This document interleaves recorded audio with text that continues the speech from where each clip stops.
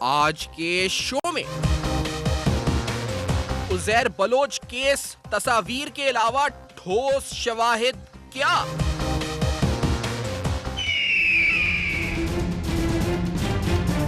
एक तस्वीर है जो बार बार दिखाई जाती है। अब मैं उस पर जरा वहाँ उस वीडियो को गौर से देखें तो मेरा ख्याल है उस वीडियो में बैनर्स भी लगे हुए थे वेलकम बाय माय एमपीएस। तो मैं वहाँ गई एमपीएस के साथ, एमपीएस में वहाँ बहुत सारे हमारे दावत, इसमें हमारे बहुत सारे लोग थे, हमारे सिटिंग एमपीएस थे।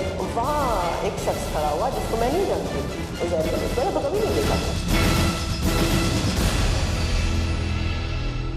रहनुमाओं पर कड़े इल्जामात, क्या सिर्फ तस्वीर की बुनियाद पर? हम सियासतदान हैं, आपको भी पता है, हम आपके पास आते हैं अपने फंक्शंस में, बहुत से लोग हमारे साथ आके सेल्फी निकालते हैं। आजकल सेल्फी एक शो बन गया है। आजकल क्राइम ऐसा बढ़ गया है और क्रिमिनल लोग ऐसे हो गए कि पता ही नहीं पड़ता कि कौन सा क्रिमिनल है, कौन सा क्रिमिनल नहीं है। इंतकामी कार्रवाई या सियासी चाल? पीपल्स पार्टी का मौकिफ कितना दुरुस्त?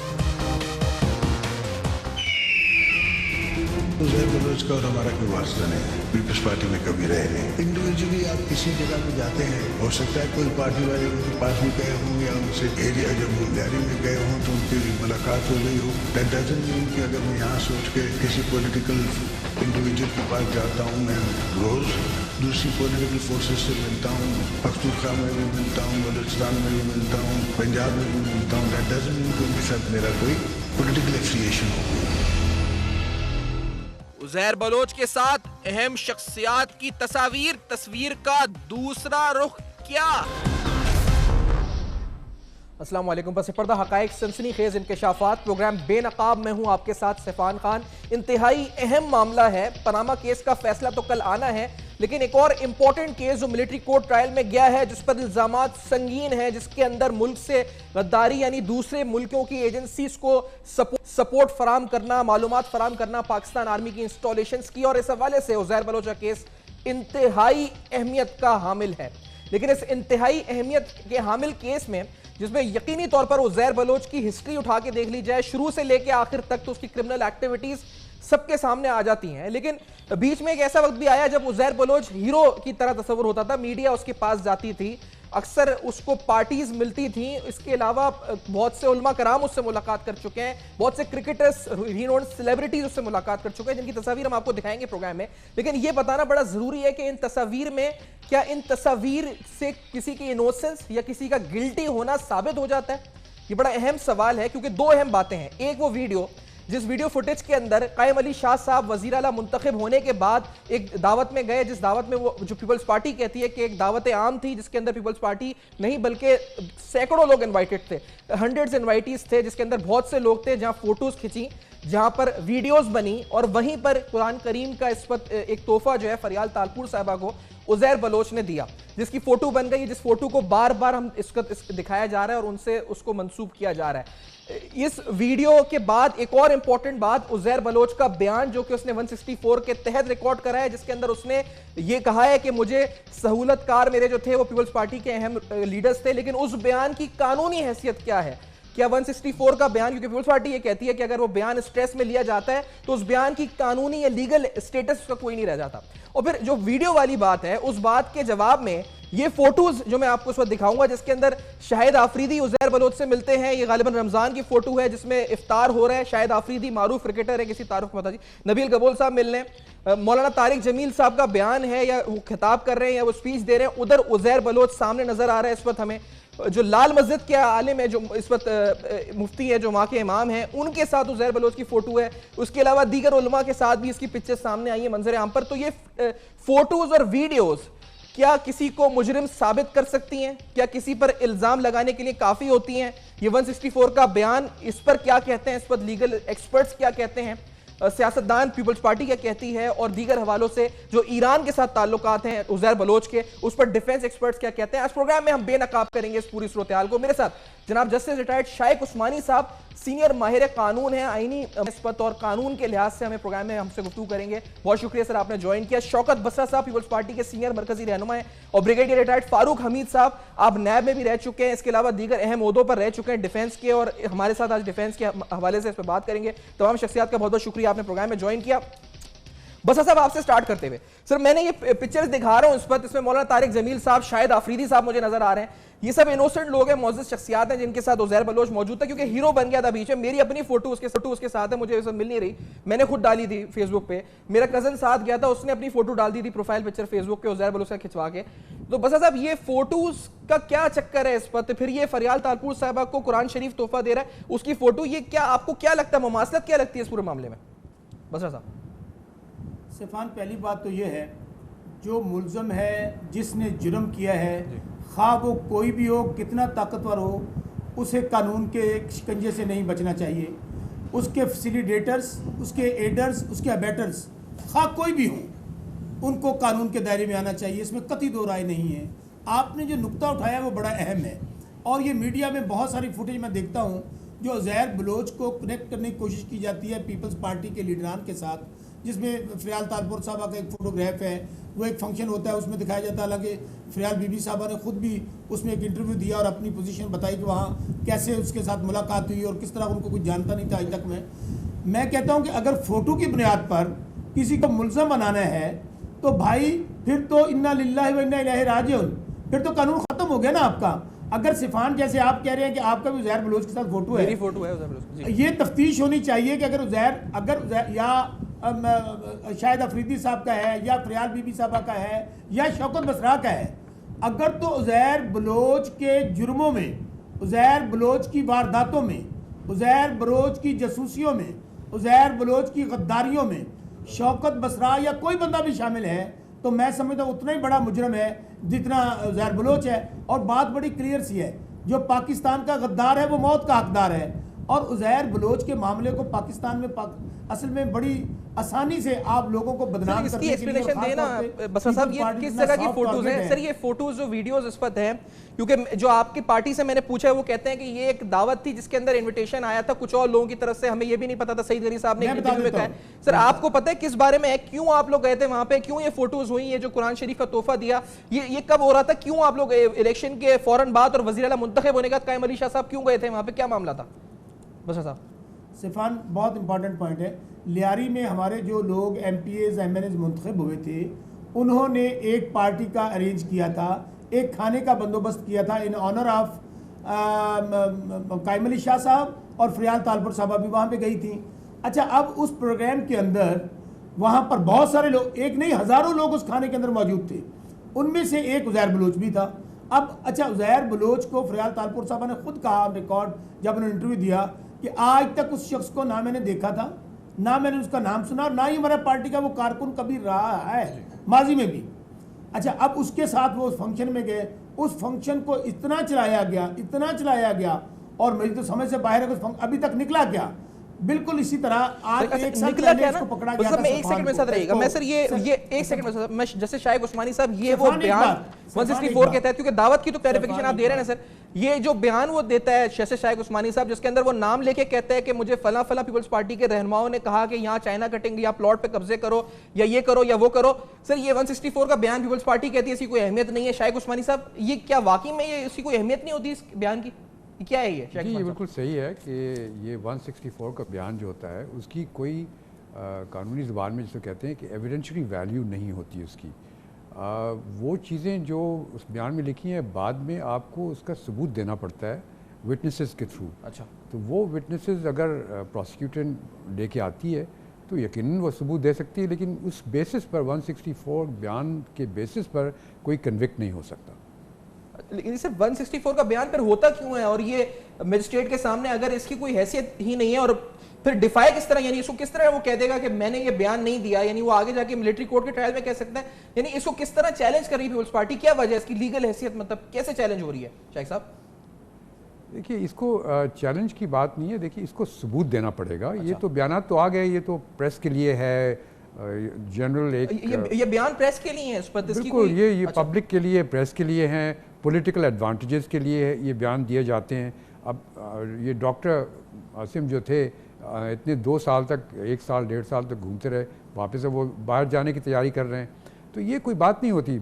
एसेंशली जो होता है वो काम कोर्ट के अंदर, अगर आपने किसी को कन्विक्ट करना है, आपको उसके खिलाफ सबूत लेके आने होते हैं, जो सबूत कोर्ट में पेश होते हैं जज के सामने, और वो सबूत कौन लेके आता है? प्रोसिक्यूशन लेके आती है। ठीक है। प्रोसिक्यूशन जो होती है वो हमेशा, जो आजकल जो लॉ एंड ऑर्डर तो प्रोविंशियल सब्जेक्ट है, तो प्रोविंशियल गवर्नमेंट के अंडर होते हैं प्रोसिक्यूटर। मैं एक ब्रेक ले लूं, उसके बाद इस प्रोसीजर को भी समझना चाहूंगा आपसे, क्योंकि जब आप बात सबूत ही कर रहे हैं तो सबूत, जैसे मिसाल के तौर पे मैंने इतने प्लॉटों पे कब्जा किया, जमीनों किया, तो क्या जमीनों के कागजात दिखाने पड़ेंगे? या अगर उसने कहा कि मुझे इसको मैंने कत्ल करवाया, तो वो प्रूफ किस तरह करेगा कि मुझे उसने कहा था कि फोन कॉल रिकॉर्ड की थी? या किस तरह वो कहेगा कि मैंने, इस बंदे ने मुझे कहा था और मैं उसकी फोन कॉल इतने बज के इतने मिनट पर आई थी?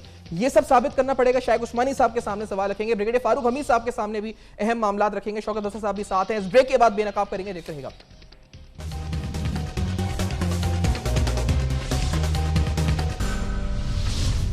Brand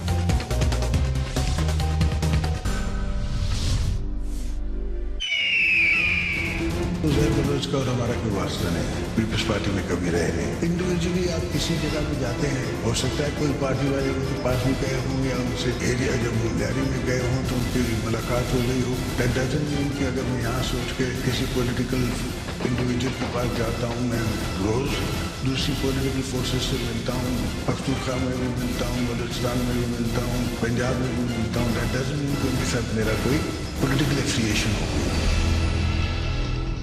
welcome back. आप देख रहे हैं बेनकाब, जहां बेनकाब में हम सवालात उठा रहे हैं उज़ैर बलोच केस से मुतल्लिक। मेरे साथ ब्रिगेडियर फारूक हमीद साहब प्रोग्राम में मौजूद हैं, सीनियर दिफाई तज़्ज़ियानिगार जस्टिस शाइख उस्मानी साहब साथ मौजूद हैं, जनाब शौकत बसा साहब प्रोग्राम में साथ मौजूद हैं, पीपल्स पार्टी के सीनियर रहनुमा हैं। और सवालात जो हम उठा रहे हैं उसका ताल्लुक बिलखुसूस उज़ैर बलोच केस से और आने वाली मंजर आम पर पिक्चर्स से है। ये फोटोज जो आप देख रहे हैं, जिसके अंदर आपको नबील गबोल, अयाज लतीफ पलीजो, शाहिद आफरीदी, मौलाना तारिक जमील, फरियाल तालपुर, शर्मिला फारूकी, शैला रजा, ये सब नजर आएंगे। तो क्या इनमें कोई इस्पत ममासलत है? इनको कहा जा सकता है कि इस बुनियाद के ऊपर इनका उज़ैर बलोच से लिंक था? मैं बता चलूं, मैंने खुद उज़ैर बलोच का फोटो खिंचवा के फेसबुक पर डाली, मुझे इस वक्त मिल नहीं रही, लेकिन मैंने भी खिंचवाई। बहुत से एंकर्स जाके फोटो साथ खिंचवाते हैं। ये कितना ठोस सबूत है? ये वीडियो क्या अक्कासी करती है? ये इलेक्शन के टिकट की तकसीम है? ये क्या मामला है? इस पर क्या इस पर जानबूझकर कोई साजिश हो रही है पीपल्स पार्टी के खिलाफ? सारे सवालात हैं जो हम उठा रहे हैं। किसने पीपल्स पार्टी को हमने बुलाया है शो में, लीगल और डिफेंस एक्सपर्ट्स को बुलाया है। ब्रिगेडियर फारूक हमीद साहब, सर आपकी मुझे राय लेनी है इस बारे में। सर ये क्या मामला इस पर है, बिलखुसूस ईरान वाला ताल्लुक जो है, सर क्या आपको लगता है एस्टैब्लिश क्या होगा, किस तरह होगा? ये वीडियो और 164 का बयान, ये काफी होगा एविडेंस? क्या इस तरह आगे केस बढ़ेगा आगे? फारूक साहब। बिस्मिल्लाह, बहुत शुक्रिया सुफियान। पहले आपने एक ये बात हमें ज़हन में रखनी है कि पीपल्स पार्टी के दौर में ये उज़ैर बलोच था, ये ना सिर्फ लियारी का एक वॉरलॉर्ड आप इसको समझे था, आप वहाँ के जो पूरा इलाके का डॉन था, लेकिन ये भी हमें पता है कि जो इलाके के जो पॉलिटिकल एक्टिविटीज़ हैं, जो MPAs हैं उस इलाके के, वो भी इसकी मर्जी इन्वॉल्वमेंट होती थी, उनको टिकट देना वगैरह। तो लिहाजा पहली बात ये देखिए, ये जो तस्वीरें हम इतने दिनों से देख रहे हैं, इसका ये मतलब नहीं है कि उज़ैर बलोच की जो क्रिमिनल एक्टिविटीज़ हैं उसमें पीपल्स पार्टी की ये तमाम सिंध टॉप लीडरशिप वो इन्वॉल्व है। देखिए वो कहना वो भी ज्यादती होगी, एक स्वीपिंग स्टेटमेंट है।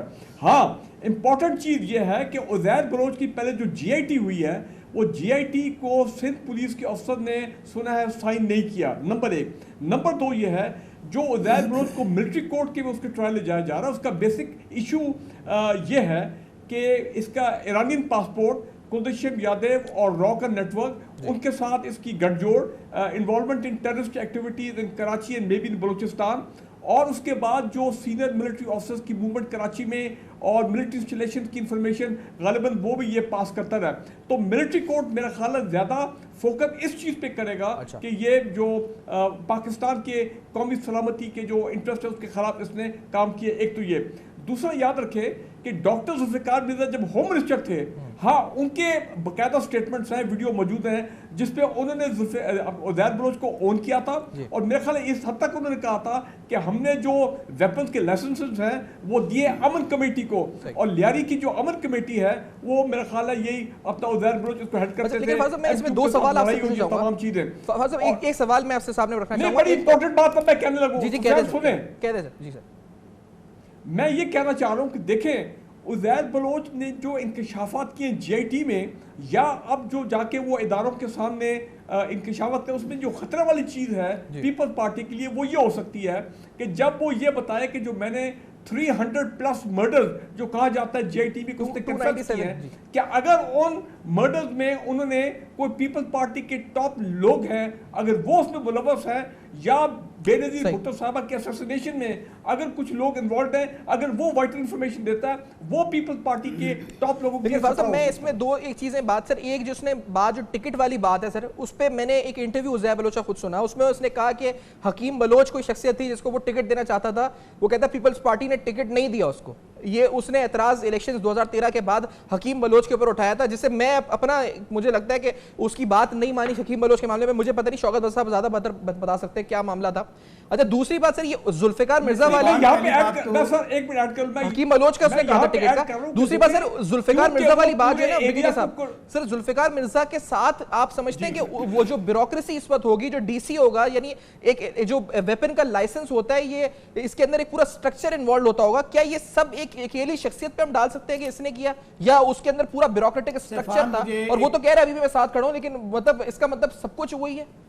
फारूक साहब, सैफान, मैं कर्ज करूं, पहली बात तो पार्टी टिकट जो होती है वो लीडरशिप देती है, कोई नीचे लीडर को किसी को इख्तियार नहीं है कि वो उठे और कहे जी मैंने टिकट तकसीम करने हैं, ये तो बिल्कुल ही गलत बात है, पहली बात। दूसरी बात, मैं आपको अर्ज करूं कि अभी जो जस्टिस शाहिद उस्मानी साहब ने बात कही, किसी भी मुलजम का कोई बयान जो पुलिस हिरासत में हो उसकी कोई कानूनी हैसियत नहीं है। वो GIT की बात कह रहे हैं। नंबर 2, फारूक साहब आपने सुना GIT की बात की, उन्होंने जिस पे साइन नहीं हुए हैं, वो उसकी बात कर रहे हैं GIT की। फारूक साहब, सैफान में बात कर लूँ मुकम्मल। दूसरी बात, किसी मुलजम का ये कहना कि अगर मैं ये कह दूं कि अगर फलां बंदा कत्ल हुआ है और मेरे साथ सैफान भी शामिल था, इसकी क्या हैसियत है जब तक आपके पास कोई सॉलिड एविडेंस नहीं होगी, कोई शवाहिद नहीं होंगे, सबूत नहीं होंगे। किसी मुलजम का ये बयान दे देना कि फलां मामला तुम्हें फलां लोग मुलव्वस थे, उसको प्रॉपरली इन्वेस्टिगेट होना है। जब तक इन्वेस्टिगेशन नहीं होती, सबूत सामने नहीं आते, किसी किस्म को किसी को आप इन्वॉल्व नहीं कर सकते।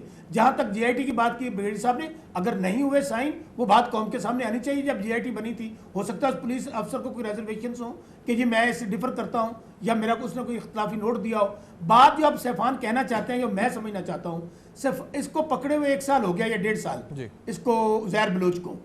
अब उज़ैर बलोच की जो टाइमिंग है वो बड़ी अहम देखता हूँ। भाई 1 साल से वो इदारों के पास मौजूद था, उसको सामने उसका केस ट्रायल क्यों नहीं हुआ, मामला क्यों नहीं चले।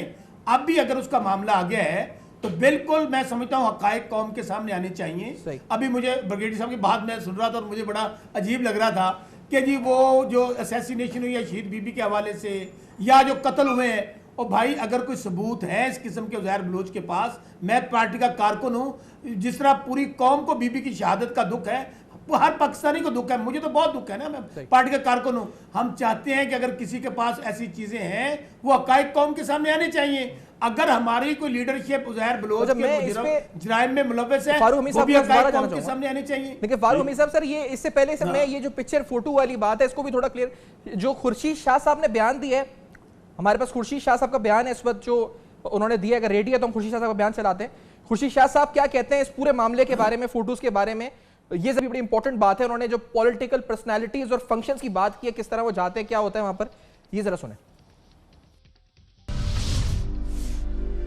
हम सियासतदान हैं, आपको भी पता है, हम आपके पास आते हैं अपने फंक्शंस में, बहुत से लोग हमारे साथ आके सेल्फी निकालते हैं। आजकल सेल्फी एक शो बन गया है। आजकल क्राइम ऐसा बढ़ गया है और क्रिमिनल लोग ऐसे हो गए कि पता ही नहीं पड़ता कि कौन सा क्रिमिनल है, कौन सा क्रिमिनल नहीं है। ठीक है जी। तो फारूक हमीद साहब, ये सेल्फी कल्चर की बात करें खुर्शीद शाह साहब के, जहां जाते हैं सेल्फियां खींचती हैं, कौन क्रिमिनल है कौन नहीं है, कौन फोटो खींच रहा है, और खास तौर पर कोई कुरान शरीफ का तोहफा दे रहा हो, तो उस वक्त फारूक हमीद साहब कोई कबूल ना कि फोटो खींचना, मतलब मैं ये नहीं कि कोई इस वक्त जो पिक्चर सामने नजर आ रही है उसमें नजर आ रहा है कुरान शरीफ, तो ये किस तरह फारूक हमीद साहब हम जस्टिफाई कर सकते हैं, जैसे आपने खुद कहा कि स्वीपिंग स्टेटमेंट दे रहे हैं बहुत से लोग। फारूक साहब। हाँ सुफियान, देखें ये हमें बात समझनी चाहिए कि अगर किसी एक फंक्शन में जो ज़ैद बलोच में लेट्स से कोई बहुत बड़ा फंक्शन थ्रो किया, जो भी मौका था, उसमें पीपल पार्टी के टॉप लोग आते हैं, तो does not mean that they are all involve in criminal activity with अपना ज़ैद बलोच। तो ये बात हमें ध्यान में रखनी है। दूसरी ये है कि जो अगर वो अभी जाके बताता है मिलिट्री कोर्ट में, जो चीज़ें सामने आती है, जारी बात है वो एविडेंस जो है वो तो पेश होगा तो आगे मामला चलेंगे ना। तीसरी चीज़ ये है कि उज़ैद बलोच के तकरीबन 55 केसेस थे, आउट ऑफ 55 केसेस पिछले 1.5 महीने में कोई 3-4 केसेस में उसको या बरी कर दिया गया, उसको बेल हो गई है। तो लिहाजा एक मैसेज ये जा रहा था लोगों को कि क्योंकि प्रोसिक्यूशन सिंध गवर्नमेंट की एक फ्रेंडली प्रोसिक्यूशन है, उनके अपने लोग प्रोसिक्यूटर्स हैं, तो कैसे हो सकता है कि उज़ैद बलोच जो है उसको प्रोसिक्यूट किया जाए, ये लोग के तमाम 55 केसेज है उसके ख़त्म हो जाए। और दूसरी इंपॉर्टेंट चीज़ ये है जो सामने आई है कि जनाब वो 14 शुगर मिलों के कब्जा और घरों पर कब्जा अराउंड बिलावल हाउस, तो मतलब ये कि वो तो फिर सिविल कोर्ट भी चलेंगे ना, लेकिन मेन मैं बता रहा हूँ मिलिट्री कोर्ट में यही उसके केसेस चलेंगे रिलेटेड टू ईरानियन इंटेलिजेंस रॉ के साथ, और ये जो बाकी जो किलिंग्स जो उसमें हुई हैं, तो ये चीज़ ये मामला है। जस्टिस शाइक उस्मानी साहब, सर ये मुझे बताएं मिलिट्री कोर्ट में फिर ट्रायल किस तरह शाइक उस्मानी साहब होता है, और ये तमाम जो इल्जामात है इस पर, जिस तरह मैंने कहा कि अभी शूशी शाह साहब सुनवाया आपको शाइक उस्मानी साहब, ये फोटो तो हर कोई खींचता है किसी के साथ, जिस तरह मैंने कहा इसमें हम बहुत से इनोसेंट लोग, यानी क्या पता सभी इनोसेंट हो जिनके साथ फोटो में, शायद आफरीदी है, मौलाना तारिक जमील साहब हैं, उलमा कराम इसके अंदर शामिल है, शाइक उस्मानी साहब। तो ये फोटोज की बुनियाद पे ये सारे कैंपेन चल रहे हैं, शाइक साहब कितने स्ट्रॉन्ग ये कैंपेन्स हैं, क्या इनमें जान है, दम है, नहीं है, ऐसी ये सब हवा में बातें शाइक साहब? देखिए हमारा जो सियासी कल्चर है हमारे मुल्क में, उसमें तकरीबन हर पॉलिटिकल पार्टी के लोग की एक ख़ास ग्रुप होता है जिनको कि पुराने ज़माने में गुंडा कहा जाता था, गुंडा ग्रुप। उनका काम ये होता है कि मारधाड़ करना, लोगों को पकड़ना, ये करना वो करना। एक ये हमारा सियासी कल्चर है, एक पार्टी नहीं सारी पार्टीज़ का यही हाल है। तो अब उसमें उज़ैर बलोच साहब जैसे लोग बहुत से होते हैं, हर एक पार्टी में होते हैं, उनका काम होता है, और चूँकि उनका काम ऐसा होता है जिसकी वजह से कुछ पार्टी को अहमियत मिलती है, कोई फ़ायदे मिलते हैं, तो लोग जो पार्टी के वर्कर्स हैं, दूसरे लोग हैं, वो चाहते हैं कि ज़रा उनके साथ जाके मिलें जुलें उनके साथ, तो इस तरह से तस्वीरें बनती हैं। तो ये तस्वीरों से तो कुछ नहीं होता ना। अगर तस्वीर में कोई आदमी, फ़र्ज़ किया एक आदमी किसी आदमी को कत्ल करते हुए आपने उसकी तस्वीर ले ली, उसको भी आपको सबूत देना पड़ेगा। अच्छा। जिस आदमी ने कत्ल दिया उसको सामने लाना पड़ेगा, उसको पेश करना पड़ेगा। सिर्फ तस्वीर मिल गई तो इससे ये नहीं साबित हो गया कि वो कत्ल हो गया। तो ये चीज़ें आपको समझिए कि जो सर, और मिलिट्री कोर्ट में शाइक उस्मानी साहब, ये जो तस्वीर अगर मिलिट्री कोर्ट में जाती हैं या फिर मिलिट्री कोर्ट के अंदर जब ये 164 का बयान आता है, तो ये वही ट्रायल है जो आम कोर्ट्स में, सिविल कोर्ट्स में होता है, या फिर कुछ और होगा? इसका अंदाज क्या होगा, तरीक़ेकार क्या होगा शाइक उस्मानी साहब? देखिए फ़र्क ये होता है कि यहाँ पे जो हमारी ऑर्डनरी कोर्ट्स होती हैं वहाँ पे हर एक आदमी को ये हक होता है कि वो अपने लिए एक वकील अपने वो हायर कर ले। फिर वो वकील का काम ये होता है कि वो उसको डिफेंड करे, जहाँ तक हो सके उसको डिफेंड करे। और वो जजेस भी कानूनदान होते हैं, और वकील भी जब उनसे आर्गूमेंट करते हैं तो वकील ऑब्जेक्शंस करते हैं। अगर कोई काम प्रोसीजर के ख़िलाफ़ होता है तो उसमें ऑब्जेक्शन करते हैं। मिलिट्री कोर्ट्स में ऐसा नहीं होता। मिलिट्री कोर्ट्स में उन्होंने एक बना दिया, एक ट्राइब्यूनल बना दिया मिलिट्री का, उसमें 2 कर्नल्स बैठ गए या एक मेजर या एक कर्नल बैठ गया। फिर एक जो अक्यूज़ड होता है उसके लिए एक प्रोसिक्यूटर उनका अपना फ़ौज का होता है, और फिर जो डिफेंस के लिए तो शायद अब इजाज़त मिल जाएगी उनको अपने पर्सनल वकील के हायर करने के लिए। लेकिन पर्सनल वकील की क्या मजाल कि वो किसी कर्नल को क्रिटिसाइज़ कर सके या उसको कह सके कि जी आप गलत कह रहे हैं, और अगर गलत कहे भी तो वो इग्नोर कर देगा, क्योंकि सारा कल्चर, फ़ौज का कल्चर तो होता है ना, ओबीडियंस का होता है कि जो कहा जाए उसको ओबे करें। अंदाज होता है। एक ब्रेक लेते हैं। शाइक उस्मानी साहब साथ हैं, शौकत बसा साहब और ब्रिगेडियर फारूक हमीद साहब प्रोग्राम में साथ मौजूद है। उज़ैर बलोच के जो इंकशाफात हुए हैं, 164 का बयान, मैं आगे और चल के इस पर बात भी करेंगे, क्योंकि उन इंकशाफात के अंदर जो बातें इस वक्त उसने की हैं उनको प्रूफ किस तरह किया जाएगा, उनके एविडेंस किस तरह से सामने रखे जाएंगे, कितना जरूरी होगा, उठाएंगे ये सवाल, बेनकाब करेंगे। इस ब्रेक के बाद मेरे साथ रहेगा।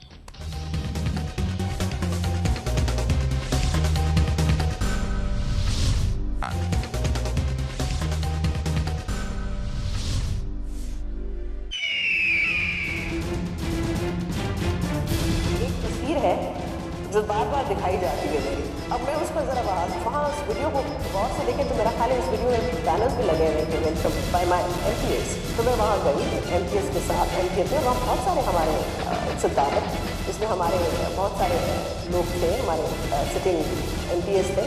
वहाँ एक शख्स खड़ा हुआ जिसको मैं नहीं जानती, उज़ैर बलोच, मैंने तो कभी नहीं देखा था। Welcome back. आप देख रहे हैं बेनकाब, जहां बेनकाब में हम सवाल उठा रहे हैं कि जो फुटेजेस, जो फोटोज, जो पिक्चर्स सर्कुलेट कर रही हैं सोशल मीडिया पे, स्पेशली जिनका ताल्लुक पीपल्स पार्टी से है या फिर किसी और शख्सियत से है, उस बुनियाद पर एतराज़ या उस बुनियाद के ऊपर इल्ज़ामात की बारिश या उस बुनियाद के ऊपर ये जो स्टेटमेंट सामने आ रही हैं उनमें कितनी जान हम कह सकते हैं हो सकती है, उससे इल्ज़ाम साबित होने में वो कितनी मुफीद साबित हो सकती हैं। ये जो पिक्चर्स हैं इसके बारे में पीपल्स पार्टी के रहनुमा अभी शो में कह रहे हैं कि ये एक फंक्शन था जहां सब इनवाइटेड थे, वहां ये वीडियोस बनी, वहां ये फुटेजेस बनी, ये सामने आ गई, इससे साबित नहीं होता, और यही लीगल एक्सपर्ट कह रहे हैं साबित ऐसा कुछ नहीं होता। लेकिन एक बयान भी है उज़ैर बलोच का, और वो बयान बड़ा खतरनाक है, जो उसकी स्टेटमेंट कहा जाता है जो 164 के तहत रिकॉर्ड हुई है, उसकी लीगल हैसियत क्या है। प्रोग्राम में हम ये भी सवाल उठा रहे हैं और दीगर हवालों से बात करें। शौकत बसरा साहब साथ हैं प्रोग्राम में, पीपल्स पार्टी के सीनियर रहनुमा ब्रिगेडियर फारूक हमीद साहब और जस्टिस रिटायर्ड शाइक उस्मानी साहब प्रोग्राम में साथ मौजूद हैं। मैं बसरा साहब आ जाऊंगा। सर क्या इस वक्त अब ये जो पूरा मामला इस वक्त है, तो आप लोग यानी ये जो पूरा इस वक्त मुहिम की तरह चल रहा है इस वक्त मामला, ये फिर आपको क्या लगता है, यानी इसका मिलिट्री कोर्ट पे कंक्लूजन अभी जैसे शाइक उस्मानी साहब बता रहे थे, तो ये इस बुनियाद पर आप लोगों को बुलाया जा सकता है, तलब किया जा सकता है, फिर वो बयान जो कन्फेशन स्टेटमेंट है मोहतरमा की असैसिनेशन के हवाले से, वो कितना अहम हो जाएगा? शौकत बसरा साहब।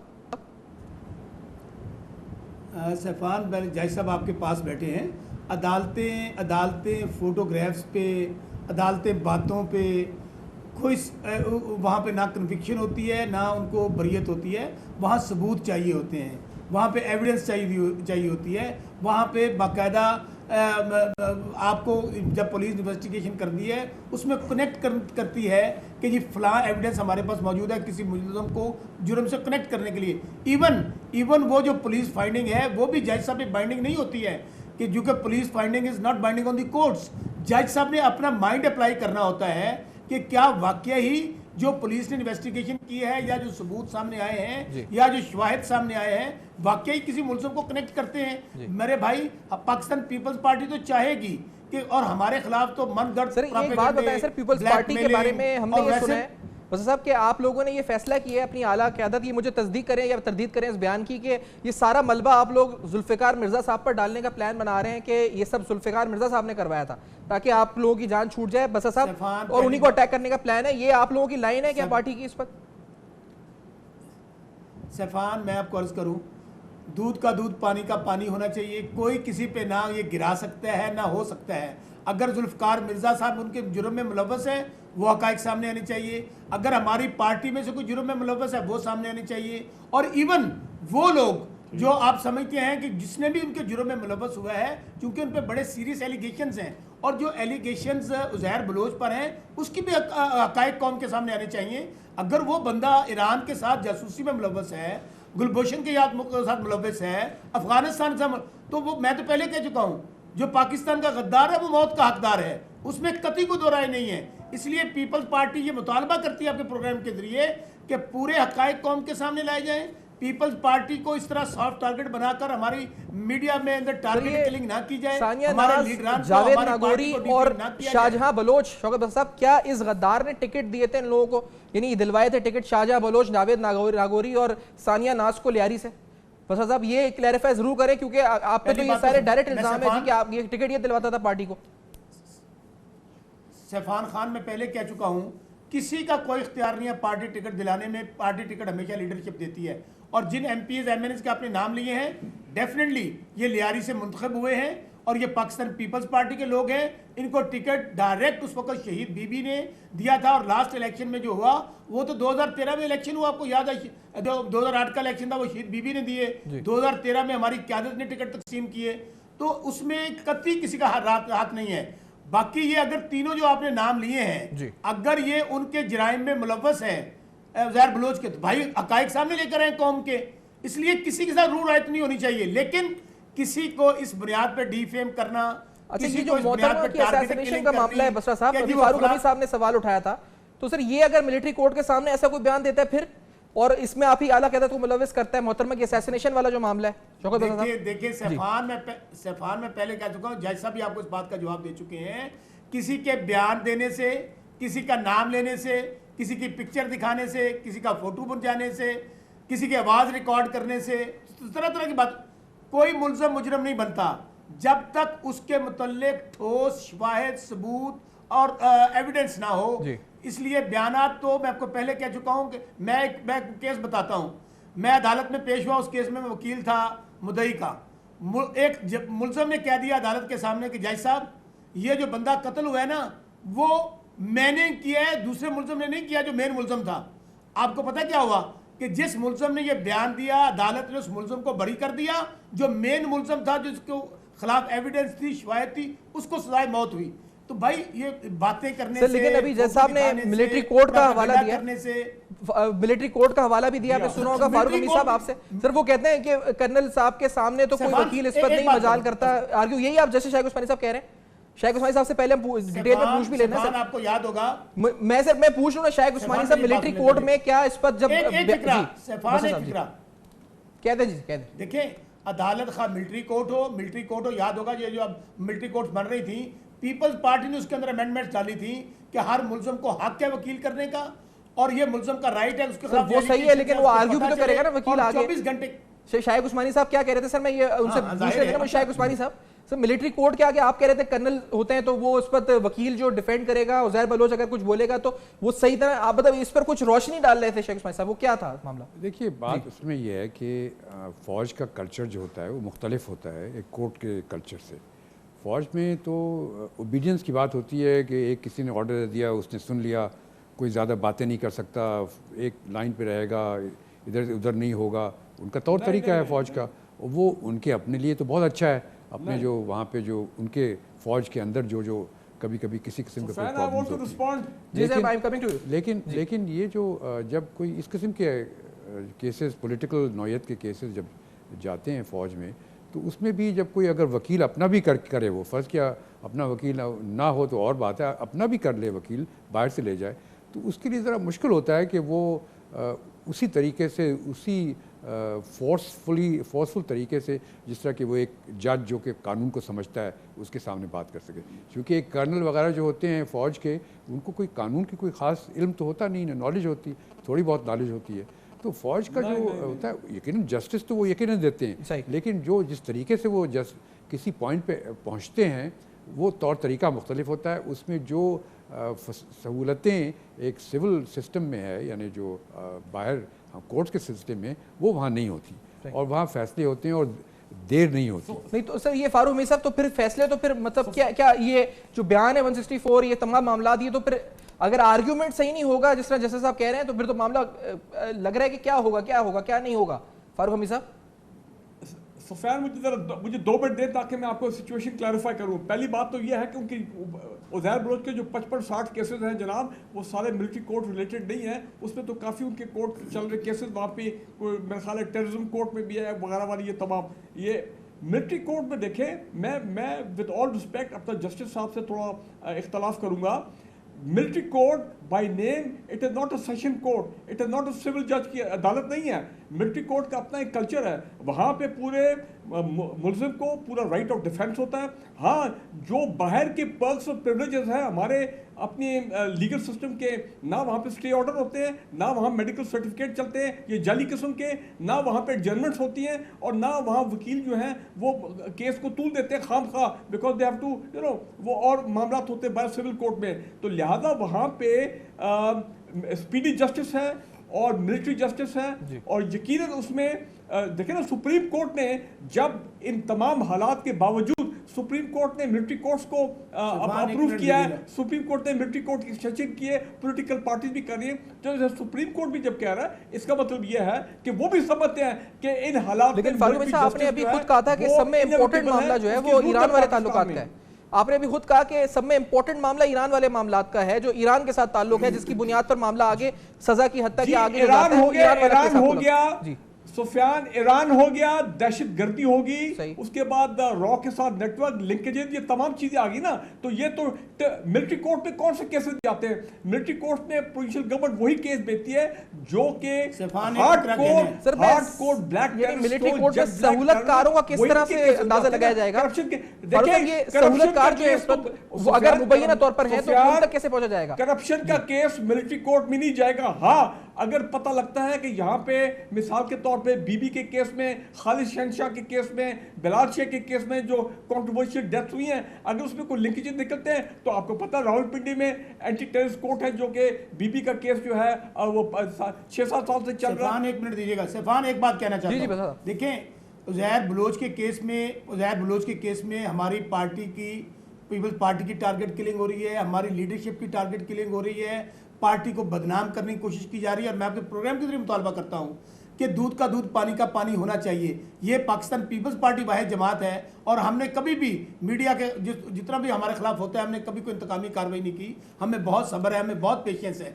लेकिन कम से कम ये जरूर होना चाहिए कि किसी को अनहर्ड, किसी को इस तरह ब्लेम करना, इस तरह ब्लैकमेल करना, उज़ैर बलोच के गुनाहों को या जुर्म जो उसने किए हैं उसको उसकी सजा मिलनी चाहिए। पीपल्स पार्टी खुद मुतालबा करती है, लेकिन उज़ैर बलोच के जराइम को, उज़ैर बलोच के गुनाहों को, उज़ैर बलोच की वारदातों को, उज़ैर बलोच के मामलात को पीपल्स पार्टी से नफी करना यह इंतहाई, मैं समझता हूं, एक मकरूह हरकत है, एक ब्लैकमेलिंग है, एक हथकंडा है। हमारी लीडरशिप का इससे कोई लेना देना नहीं, हमारी ठीक है सर, मैं टाइम में पहुंचा। शेख उस्मानी साहब आपका लास्ट कमेंट है इस पर। मैं शेख उस्मानी साहब 55 केसेस हैं, फारूक हमीद साहब ने कहा कि कुछ टेररिज्म वाले हैं, कुछ दीगर हैं, टोटल 55 केसेस हैं।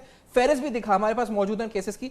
शेख साहब कौन से केसेस जो आपको लगता है जो मिलिट्री कोर्ट में, जिस तरह आपने भी कुछ ईरान का हवाला दिया था, कौन से केसेस ज्यादा स्ट्रॉन्ग हैं जो मामला जाएंगे आगे? शेख साहब देखिए, मैं जो देखा है जो केसेस वेसेस हैं वो तो एक नॉर्मल प्रॉब्लम है। यहाँ पे सियासी लोग हमारे इसी तरीके से बिहेव करते हैं, वो कोई ख़ास उसमें अहमियत नहीं है। और कत्ल वतल के मामले जो हैं उसके लिए तो आपको पता है क्या सबूत देने होते हैं, और वो सबूत जब प्रोसिक्यूशन अपनी पीपल्स पार्टी की होगी तो वो कैसे सबूत लेके आएगी ये तो आदमी सोच ही सकता है।